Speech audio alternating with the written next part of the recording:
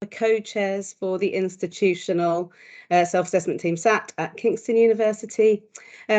Interestingly, both of us come from the pharmacy department, but obviously that doesn't influence what we do for Athena Swan. We do look after it institutionally, and we are both funded to work for the institution 1 day a week, so 0.2, to lead our Athena Swan project forward. So next slide, please, Ali. So we are briefly going to share a bit of our journey, really. So as Ali will share shortly, we have just submitted. So we really just want to share our thoughts and experiences about creating our action plan and tell you a bit more about Kingston. So over to Ali. Thank you very much, Ricarda. Hi, everyone. My name is Al-Kinani, and as Ricarda says, from the Department of Pharmacy. Okay. And basically, similar to Ricarda, I work 1 day for the university for the Athena Swan. To understand how we come up about our action plan for the Athena Swan, I'm going to talk a little bit about Kingston as a university and background. So Kingston is a mid-sized institution. It's going back to 1899 when Kingston Technical Institute opened. If you look at our staff and student gender split, we have around 2,500 staff, and these are divided between 58% of female and 42% male. For the student side, we have over 1,800, 18,000, actually, not 1,800, 8,000 students, and they have a similar gender split. It's mirroring the staff one, which is good because it helps the student that can correlate to the staff. Kingston has 4 faculty, and these 4 faculties spread out across 5 different campuses in Kingston area. And Kingston University holds institutional Athena Swan Award since 2015. We just recently reapplied for the renewal under the new principle of the Athena Swan. We also hold 7 departmental bronze award and 1 silver award for the School of Life Science, Pharmacy and Chemistry. That was recently achieved. Future application will also hopefully apply for Athena Swan for the institution for the silver award, and some of our department are in the process of making their application for the silver award for the Athena Swan. Kingston University has launched its townhouse strategy, and the townhouse strategy it's named after our internationally acclaimed award building. You can see this is the townhouse building, and the strategy is aimed to prepare students for the future, increase the university research and knowledge exchange, enhance our collaboration with local community, strengthen our impact on policy, and to support goals of building a more sustainable society and economy. At the heart of this strategy is the people work stream, and inclusivity is one of our 4 values, so that you see that the university is highly committed to the inclusivity, equality, and diversity of the staff and the student that we have. As I said, part of the university commitment for the equality, diversity, and inclusion we have revised our EDI governance in 2021 to ensure that we have a robust join-up approach, and the university had introduced an EDI action group in every single faculty, and director and campaigning group. And one of the things that we are very proud about, that our network of equality champion has recently, nominated for the HEIR Education Award, which was, I think, 3 months ago, if I'm not mistaken, and which shows that the good work that's done by Kingston. And I'll pass it on to Ricarda now. Thank you. So as Catherine said earlier, sorry, I'm suffering from the cold that's going around. As Catherine said earlier, for the data requirements, it's a lot shorter in our Transform Charter. And in terms of the action plan, that's also shorter. When I've written shorter application, actually, what we really mean is more concise and more focused. So we're using all of that data that we have to really create actions that are succinct and going to support us. So lots of writing on that screen, but that is the advanced HE guidance. So really it is about creating the action plan around 4 to 8 key priorities linking to the data that we use. So seamlessly from the previous session talking about data, it's making sure we are using the evidence to identify our action plans. So I think just for context, our most recent submission had 30 actions versus our previous submission under the post 2015 charter had 50 actions. So we really are being a lot more succinct now. Ali, thank you.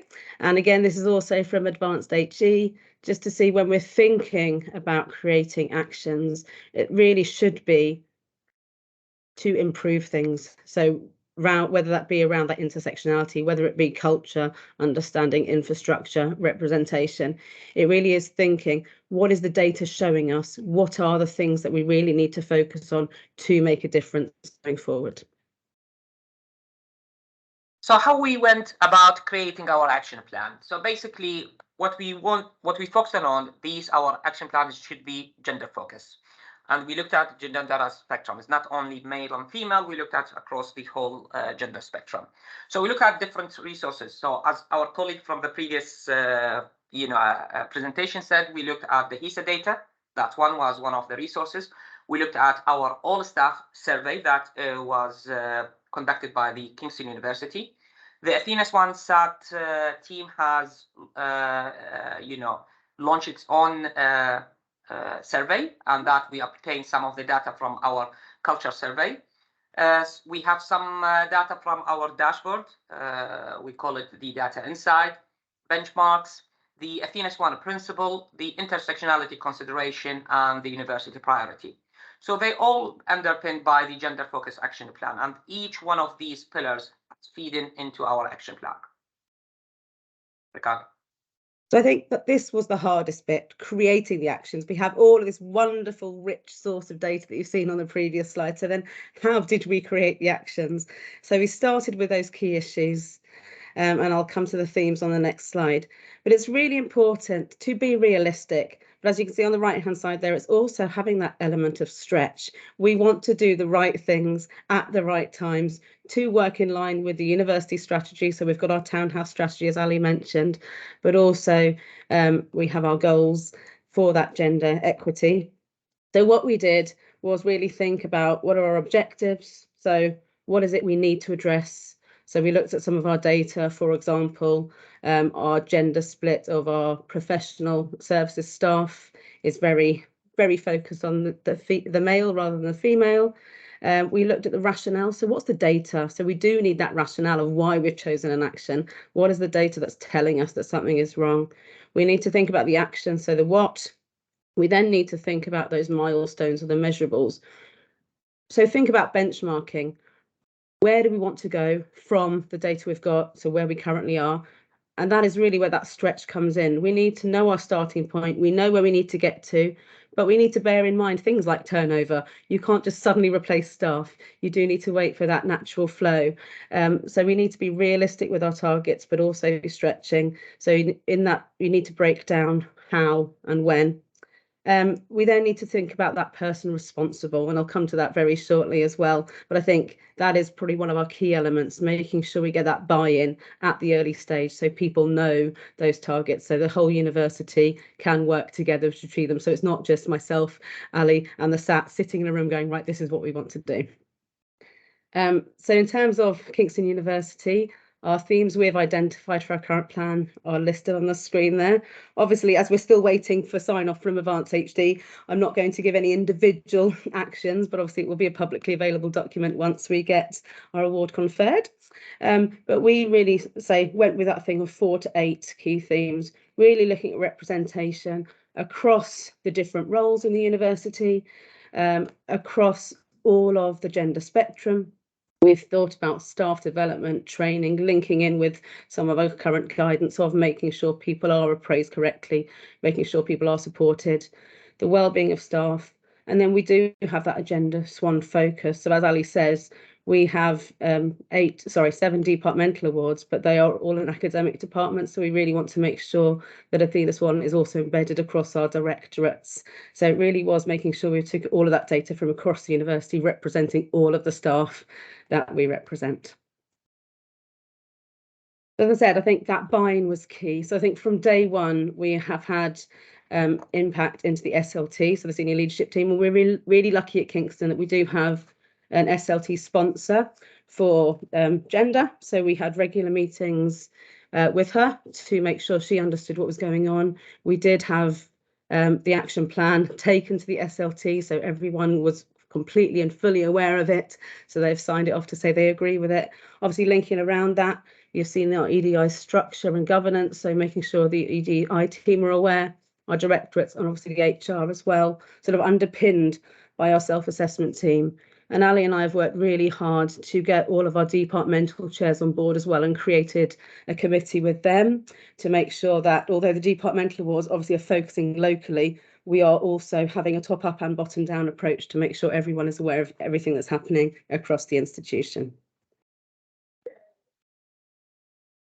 And then some obviously ongoing, we are planning to keep all of those people in the loop. So I think for us to be successful, we wanted people to be brought in from early doors. We wanted those owners of the actions to know, to make sure they were happy with that stretch target we gave them, to make sure that things were happening in accordance with our strategy and plans were in place so we can achieve things for the greater good. So in terms of our SAT, we will continue to meet with them every 3 months. The EDI committee meets every 2 months, and we will be taking the action plan to them at every meeting to sort of challenge and support owners to make sure those actions are achieved. And we will continue to have our regular check-in with our SLT sponsor. So how are we going to measure our success? The action plan is a live document. We made sure that Ricarda and I, with the SAT team, when we work together, it's not a tick box exercise. We want to have these action plan is meaningful. We're gonna not celebrate the success of our achievement or the action plan. We also noting the difficulty, the challenge and encounter along the way. The key thing is to have an honest progress. So we highlight the stuff that we had a challenge with, and we're gonna highlight the stuff that we have a good success with. Ongoing conversation or adjust the target as needed. This is a key thing. Of course, as Ricarda says, we need to acknowledge our SAT team. The self-assessment team were amazing. As Ricarda said, we were lucky to have one of our SLT as the sponsor for the Athena's one, and they basically attend most of our meeting, and they have, we had a direct conversation with them about all the action plan. What can we do? We had a good support from them, so that we are very grateful to the, to the SLT team and to the SAT member. So finger crossed, hopefully that we will get our renewal soon, and then we're going shortly for our silver award. Thank you everyone for listening. Ricarda, anything?